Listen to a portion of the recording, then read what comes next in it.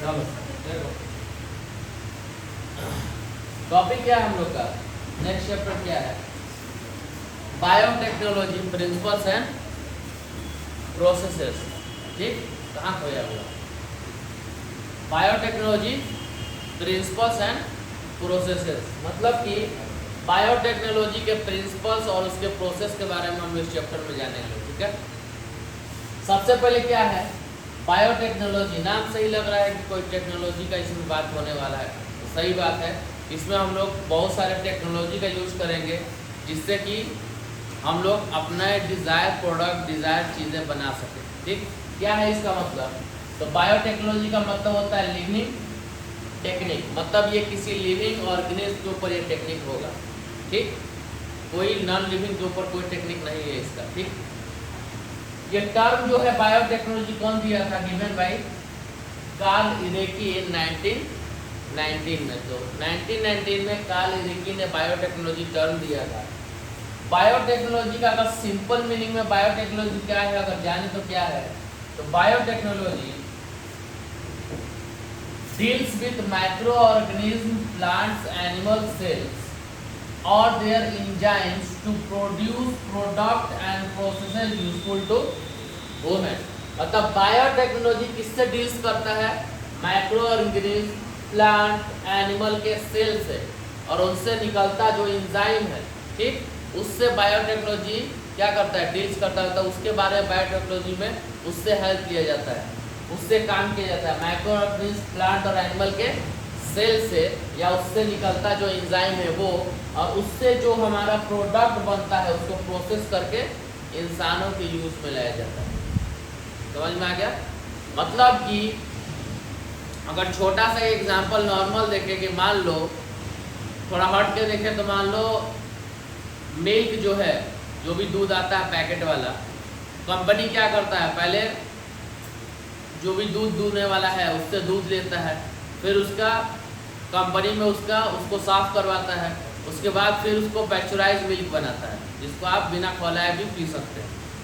जो मिल्क आता है पैस्चराइज मिल्क, उस पर लिखा है अगर इस मीन्स वर्ड कि उसको काटिए, डायरेक्ट गिलास में डालिए और पी जाइए, उसको गर्म करके खौलाने की ज़रूरत नहीं है। लेकिन घर पर हम लोग खौलाया जाता है। ठीक, तो ऐसा कुछ नहीं, वो ऑलरेडी पैस्चराइज होकर आता है, ऑलरेडी सारे जर्म्स के मर गए रहते हैं। तो ये प्रोसेसिंग हुआ ना, एनिमल के प्रोडक्ट को प्रोसेसिंग किए, उसके बाद खुद के यूज के लिए हम लोग यूज किए, तो ये तो बना बनाया प्रोडक्ट है, दूध तो बना बनाया मिलता है।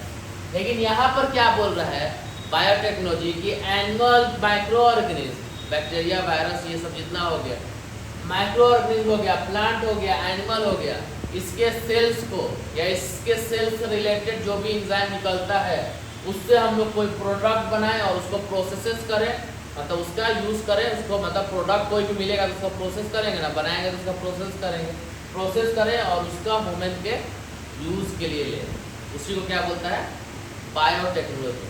मतलब लिविंग चीज़ को ही हम लोग प्रोसेस करेंगे और उसी को अपने यूज़ के लिए ले लेंगे। समझ में आ गया, यही है बायोटेक्नोलॉजी। क्लियर हो गया। अब एक डिफिनीशन इसका निकलता है, according to European federation of biotechnology, FEFB, European federation of biotechnology, इन्होंने एक बायोटेक्नोलॉजी का डिफिनीशन दिया। क्या दिया, तो biotechnology is the integration of natural science, organism, cells, parts thereof and molecular analogs for product and services. Integration का मतलब जानते हो, फिजिक्स में भी पढ़े होगे तो। हाँ, तो बायोटेक्नोलॉजी क्या बोलता है, नेचुरल साइंस का मतलब क्या समझे तुम लोग, जो भी साइंस है जो नेचर से डील करता है, जितना बायो में पढ़ रहे हो वो सारा चीज। तो नेचुरल साइंस हो गया, ऑर्गेनिज्म हो गया, कोई भी ऑर्गेनिज्म, प्लांट्स, एनिमल, चाहे माइक्रो ऑर्गेनिज्म, तीनों आ गया। ऑर्गेनिज्म हो गया, सेल्स हो गए, उनके सेल्स के पार्ट हो गए, उनके मॉलिक्यूल हो गए अंदर के, इन सब के यूज से हम लोग का जो प्रोडक्ट और सर्विस तैयार होता है वो बायोटेक के अंदर हम लोग पढ़ते हैं। अंडरस्टैंड, ये बहुत बड़ा फील्ड है, इस फील्ड में जाके आप लोग बहुत कुछ कर भी सकते हैं।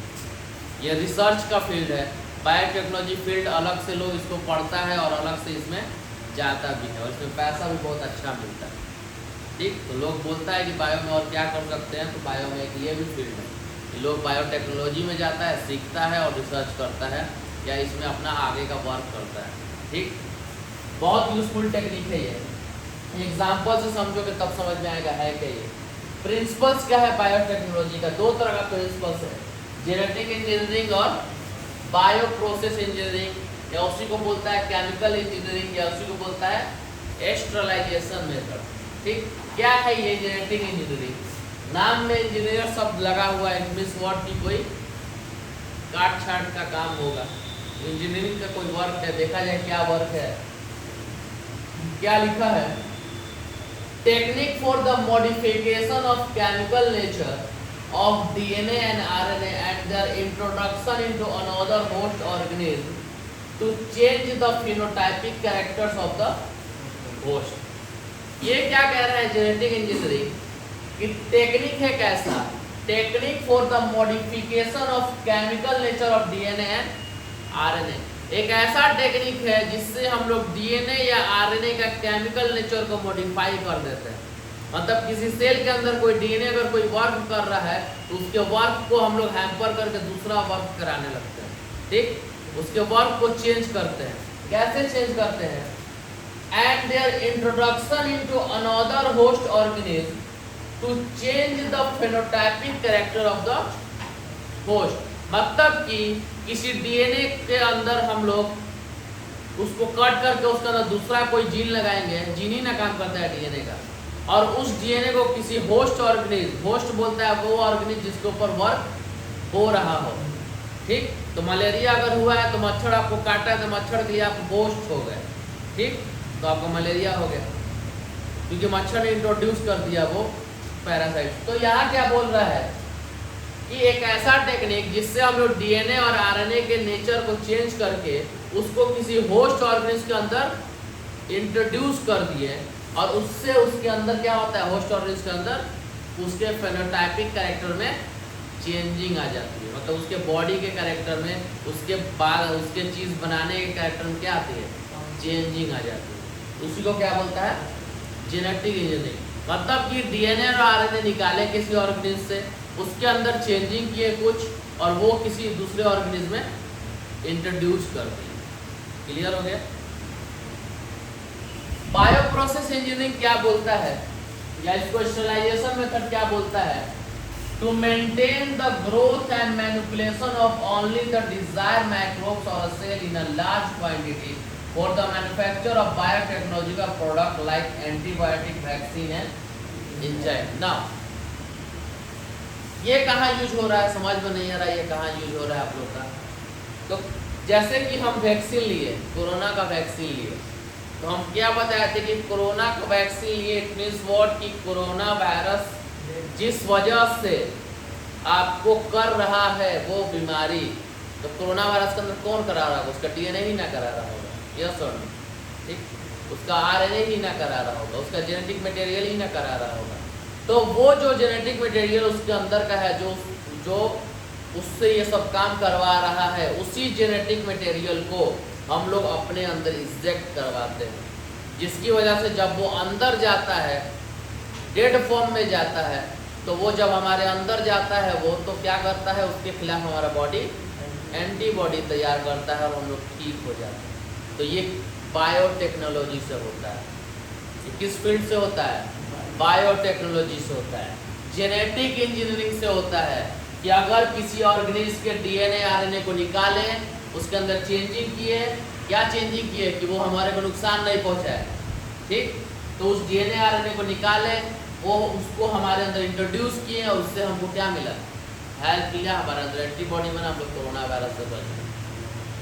वैसे ही हम लोग एंटीबायोटिक लेते हैं, एंटीबायोटिक खाते हैं ना, ये एंटीबायोटिक का इंजेक्शन मिलता है, चाहे कोई एंजाइम लेते हैं, तो ये सब क्या है, सब बायोटेक्नोलॉजी से ही बना हुआ है। ठीक, इसमें भी वही करते हैं, किसी ऑर्गेनिज्म के डीएनए आरएनए को लेते हैं, उसके अंदर चेंजिंग करते हैं, फिर उसको हमारे अंदर इंजेक्ट करते हैं या किसी के अंदर इंजेक्ट करते हैं जिसके अंदर हमको चाहिए, और फिर उसका कॉपी बनाते हैं। मान लो कोरोना वायरस, एक कोरोना का वायरस को लिए, उसके डीएनए आरएनए में, उसके जेनेटिक मटेरियल में हम चेंजिंग किए। अब चेंजिंग करके अब हर एक कोरोना वायरस को पकड़ेंगे, उसका जेनेटिक, उसका जीन निकालेंगे, उसके अंदर चेंजिंग करेंगे, हर एक को देंगे किसी को, तो इसका तो बहुत लफड़ा हो जाएगा। तो क्या करते हैं हम लोग, किसी एक कोरोना वायरस को लिए, उसका जेनेटिक मटेरियल निकाले, उसमें चेंजिंग किए और उसको क्या किए, किसी दूसरे माइक्रो ऑर्गेनिज्म में इंट्रोड्यूस करके उसका कॉपी बनाए। पहले कॉपी बनेगा तब ना लोग में दिलाएगा जी। तो कॉपी बनाए उस जेनेटिक मटेरियल का चेंजिंग करके। जब बहुत सारा कॉपी बन गया तो एक एक करके उसको ऑन करते गए फाइल में और लोगों को देते गए। तो वो जो कॉपी बनाए उसका, तो कॉपी बनाएंगे तो उसके लिए हमको क्या चाहिए, उसके लिए पूरे तरीके से इन्वायरमेंट बनाना पड़ेगा ना, कि बाहर से कोई उसको नुकसान ना पहुँचे, अच्छे से कॉपी हो, सेम प्रोडक्ट हमको मिले कॉपी करके। तो वो जो प्रोसेस है, तो वो प्रोसेस क्या है, बायो प्रोसेस इंजीनियरिंग या केमिकल इंजीनियरिंग या स्टेरिलाइजेशन मेथड। ठीक, मतलब कि प्रोडक्ट को बनाना, उसको काट छाट करके बनाना जेनेटिक इंजीनियरिंग, और उसका कॉपी बनाना बहुत सारा, वो क्या है, बायो प्रोसेस इंजीनियरिंग। और जब कॉपी बन गया तो मार्केट में निकल जाएगा। क्लियर हो गया ये दोनों चीज़। ठीक, तो बायोटेक्नोलॉजी क्लियर। बायोटेक्नोलॉजी के प्रोसेस में हम लोग लिविंग थिंग का, सेल हो गया, चाहे लिविंग थिंग का कोई इंजाइम हो गया, चाहे प्लांट का ले लो, चाहे एनिमल का ले लो, चाहे कोई माइक्रो ऑर्गेनिज्म ले लो, इन लोग का यूज़ करके, इनके सेल को यूज करके, इनके जेनेटिक मटेरियल को यूज करके, इनके इंजाइम को यूज करके हम लोग ह्यूमन के नीड के लिए कोई प्रोडक्ट बनाते हैं, कोई प्रोसेस करते हैं, उसी को क्या बोलता है, बायोटेक्नोलॉजी। तो ये जितना वर्क हुआ वो सब किसके अंतर्गत आता है, बायोटेक्नोलॉजी के अंतर्गत आता है। Is that clear? Medical field में बहुत बड़ा फील्ड है बायोटेक्नोलॉजी। ठीक, इसका बहुत हेल्प है। एग्जाम्पल से समझो। अब क्या है, जो बायोटेक्नोलॉजी है, तो जेनेटिक जो इंजीनियरिंग है उसके अंदर तीन चीज हम लोग करते हैं। ठीक, constructing of rDNA, gene transfer and gene cloning. ठीक, ये तीनों क्या है, ये तीनों जेनेटिक इंजीनियरिंग के अंदर करते हैं। तीनों का मतलब क्या है, पहला क्या है, construction of recombinant DNA. RDNA को क्या बोलता है, रिकॉम्बिनेंट डीएनए। रिकॉम्बिनेंट उस डीएनए को कहता है जिस डीएनए के अंदर हम जिस चीज़ को बनाना चाहते हैं उसका जीन इंट्रोड्यूस करते हैं। आगे इसको पढ़ लेंगे, पहले रिकॉम्बिनेंट डीएनए पढ़ लेंगे। तो 1972 में सबसे पहले रिकॉम्बिनेंट डीएनए बनाया गया। क्या है रिकॉम्बिनेंट डीएनए? ठीक, इसको किसने बनाया, स्टैनले कोहेन और हार्बर्ट बॉयर ने बनाया। सबसे पहले 1972 में रिकॉम्बिनेंट डीएनए बनाया गया, इन दो साइंटिस्ट ने बनाया। होता क्या है रिकॉम्बिनेंट डीएनए? तो रिकॉम्बिनेंट डीएनए उसको कहता है, अगर मोटा मोटी समझे तो, किसी एक ऑर्गेनिज्म से हम लोग डीएनए का कुछ पार्ट निकालते हैं, उसके अंदर अपना जो ये डीएनए के अंदर क्या होता है, जो चीज़ें बनाता है, जीन। क्या होता है, जीन। तो अगर किसी डीएनए के ऊपर हम लोग अपने मन का जो चीज़ बनाना है वो जीन इंट्रोड्यूस कर दें, मान लो ये कोई डीएनए है, मान लो ये कोई डीएनए है, इसमें हम अपने मन के हिसाब से कोई जीन यहाँ पे इसको लगा दें, इंट्रोड्यूस कर दें, और फिर इसको किसी माइक्रो ऑर्गेनिज्म के अंदर इंट्रोड्यूस कर दें, किसी माइक्रो ऑर्गेनिज्म के अंदर इसको डाल दें, तो उसके अंदर फिर हमारे जो हमको चाहिए वो जीन बनना शुरू हो जाएगा। यस और नो? हाँ, होने लगेगा। तो उसी को क्या बोलता है, रिकॉम्बिनेंट डीएनए। उसी को क्या बोलता है, रिकॉम्बिनेंट डीएनए। कैसे होता है, तो देखो ये क्या है हमारा, ये हमारा एक मान लो बैक्टीरिया का बॉडी है। ठीक, कौन सा बैक्टीरिया है, सैल्मोनेला टाइफाइड। यही बैक्टीरिया है जो टाइफाइड क्रिएट करता है। टाइफाइड होता है किसी को, तो ये बैक्टीरिया उसके अंदर मिलता है। ठीक, तो सैल्मोनेला टाइफाइड है ये, उसके अंदर से हम लोग क्या निकालते हैं, प्लाज्मिड। प्लाज्मिड होता क्या है, तो प्लाज्मिड एक small circular double stranded DNA molecule है। क्या है plasmid? Small circular double stranded DNA का मॉलिक्यूल है। किसका मॉलिक्यूल है, डीएनए का मॉलिक्यूल है। लेकिन ये हमारा क्रोमोसोमल डीएनए से सेपरेट रहता है। मतलब कि मान लो ये बैक्टीरियल सेल है, तो इसके अंदर जो ये प्लाज्मिड है ये double standard small circular DNA का मॉलिक्यूल है, लेकिन ये एक्चुअल में उस बैक्टीरियल सेल का क्रोमोसोम या डीएनए नहीं। क्लियर? ठीक। अब हमारे अंदर सिर्फ हमारा एक डीएनए मिलता है जो कि न्यूक्लियस में मिलता है, हमारे अंदर कोई प्लाज्मिड नहीं मिलता है।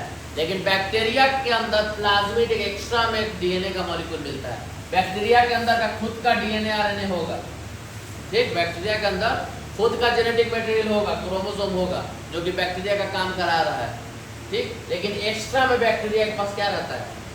प्लाज्मिड रहता है, जो कि क्या है? Small circular double standard DNA का मॉलिक्यूल है। ये क्यों रहता है बैक्टीरिया में? क्या काम है? जब बैक्टीरिया में ऑलरेडी क्रोमोसोम है तो इसका क्या काम है? इस डीएनए का क्या काम है? ये डीएनए क्या करता है? इस डीएनए की खूबी क्या है? ये बैक्टीरिया के अंदर रहता है, सबसे पहला काम ये खुद से रेप्लिकेट कर देता है। तो डीएनए है तो खुद से रेप्लिकेट करेगा, ठीक। ये क्या करता है? बैक्टीरिया के अंदर रहते हुए क्या करता है? बैक्टीरिया को बहुत सारी चीज़ों से बचाता है, पॉइजन से, टॉक्सिन से, मतलब बाहर से कोई जहरीली कोई चीज़ें आई वो बैक्टीरिया को नुकसान ना कर दे, उससे ये बचाता है। एंटीबायोटिक रेसिस्टेंस है ये। कोई एंटीबायोटिक अगर नॉर्मली इसको देंगे बैक्टीरिया को, ये उससे उसको क्या करेगा? बचाएगा। क्यों बचाना है इसको एंटीबायोटिक से बैक्टीरिया को? क्योंकि बैक्टीरिया को एंटीबायोटिक से क्या होता है? नुकसान होता है। क्या होता है? नुकसान होता है। इसलिए टाइफाइड होता है तो नॉर्मल एंटीबायोटिक के दवा से ठीक नहीं होता है। तो उसके लिए क्या करना पड़ता है? इंजेक्शन लेते हैं कि है ना? क्यों इंजेक्शन लिया जाता है? क्या है वो इंजेक्शन में? हाई डोज है एंटीबायोटिक का। वो जो इंजेक्शन में है हाई डोज एंटीबायोटिक का है, वो डायरेक्ट वेन में जाता है पूरा का पूरा। और वो जो तुम दवा खाते हो, तो जितना तुम दवा खाते हो वो पूरा बॉडी में कंज्यूम नहीं होता है, उसका आधा % लाइफ होता है दवा का। कि दवा खाओगे तो कुछ दवा स्टोमक में खत्म हो जाएगा, कुछ दवा लीवर में खत्म होगा, बाद में जो बचेगा वो बॉडी में जाता है। मान लो 100 ग्राम का टैबलेट लिए हो, 100 mg का टैबलेट लिए हो, तो मात्र 50 mg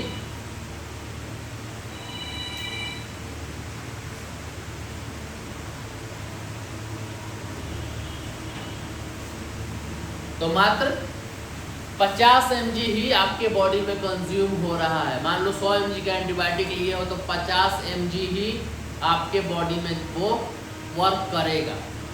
तो 50 mg में इस बेचारे का कुछ नहीं होगा, क्योंकि इसके पास क्या है? प्लाज्मिड है। और प्लाज्मिड के पास कौन सा जीन है? एंटीबायोटिक रेसिस्टेंस जीन भी रहता है उसके पास, प्लाज्मिड के पास, जो एंटीबायोटिक से बचाता है उसको। नॉर्मल डोज में एंटीबायोटिक लोगे तो टाइफाइड ठीक नहीं होगा, क्योंकि वो मरेगा ही नहीं उसका बैक्टीरिया, क्योंकि उसको बचाने के लिए ऑलरेडी उसके अंदर ये दिया हुआ है। मतलब समझो ऊपर वाले ने बैक्टीरिया के पास एक रक्षा कवच के तौर पे प्लाज्मिड को दे दिया है, भाई तुम्हारा बचाव करेगा ये। इसलिए टाइफाइड होता है तो मजबूरन डॉक्टर को इंजेक्शन देना पड़ता है, अगर नॉर्मल डोज से ठीक नहीं हो रहा है तो या तो सुबह शाम पड़ता है या तो एक टाइम पड़ता है। कितने लोगों को सुबह शाम पड़ता है? वो भी 1 ग्राम का रहता है पूरा। इंजेक्शन रहेगा, डायरेक्ट वेन में जाता है। वेन में इंजेक्शन देने का फ़ायदा ये होता है कि डायरेक्टली ब्लड में मिल जाता है आपका और तुरंत काम करता है। और जो दवा मुंह से खाते हो वो तुरंत काम नहीं करता है, या जो दवा जबान पर रखते हो वो तुरंत काम करता है। ये 2 ऐसा जगह है जहाँ से दवा बहुत जल्दी काम करता है, लेकिन अगर दवा खा लो तो वो उतना जल्दी वर्क नहीं करता। वर्क करेगा भी तो उसका आधा ही % करेगा, या 70% करेगा, या 40% करेगा, ठीक ना। तो ये मान लो सैल्मोनेला, तो प्लाज्मिड समझ गए क्या है?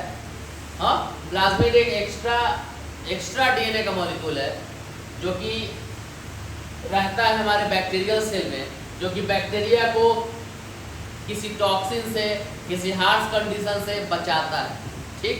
उसके रक्षा कवच के लिए उसको एक एक्स्ट्रा में डीएनए का मॉलिक्यूल मिला है, एक्स्ट्रा में है, याद रहे, वो मेन काम नहीं करता, ठीक। और ये बैक्टीरिया में मिलता है, बाकी किसी ह्यूमन में नहीं मिलता है, इंसानों में नहीं मिलता है, ठीक। हमारे अंदर खुद का एक डीएनए है, उसके अलावा कोई दूसरा डीएनए नहीं है। अब इस प्लाज्मिड को क्या करें हम लोग? इसको निकालें, क्योंकि प्लाज्मिड बस 1 ही 2 काम करता है, इसलिए इसका पूरा डीएनए क्या है?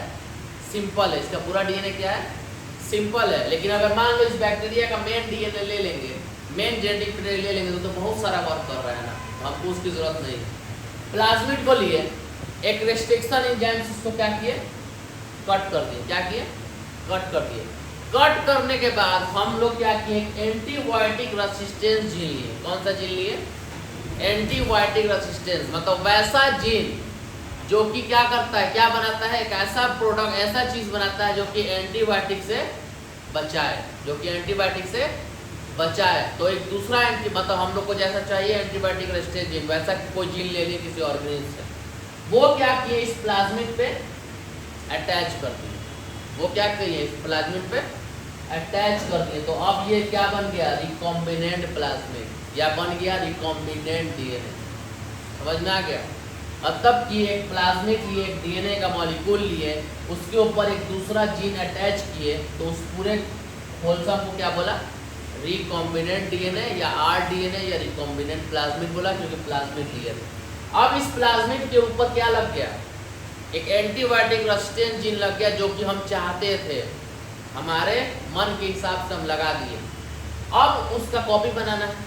बार बार ये प्रोसेस नहीं ना करेंगे कि एक बैक्टीरिया को पकड़ेंगे, फिर प्लाज्मिड को निकालेंगे, फिर कट करेंगे, फिर एक जीन लेंगे, उसको अटैच करेंगे, फिर एक बनाएंगे। ऐसा बार बार करेंगे तब तो बहुत लंबा प्रोसेस हो गया, क्योंकि ये आसान थोड़ी है।